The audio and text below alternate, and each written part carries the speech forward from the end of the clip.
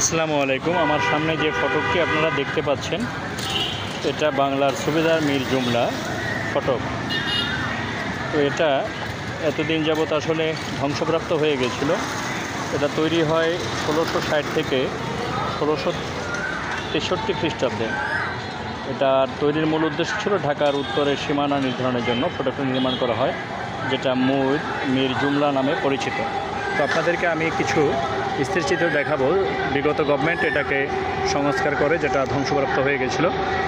আর এটা হচ্ছে সেই ঐতিহাসিক মীর জুমলা ফটক, যেটা হয়তো অনেক বর্তমান প্রজন্মের কাছেই জানা নেই।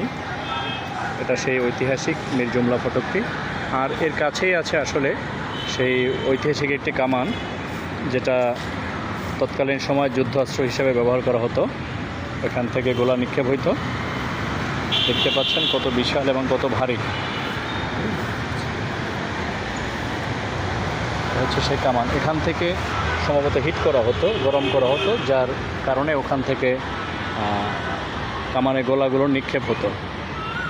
চমৎকার একটি ঐতিহাসিক স্থান মীর জুমলা ফটক।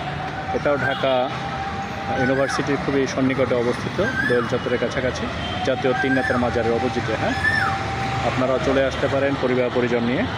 খুবই চমৎকার একটি পরিবেশ এবং খুব চমৎকার দর্শনীয় স্থান দেখতে পাচ্ছেন।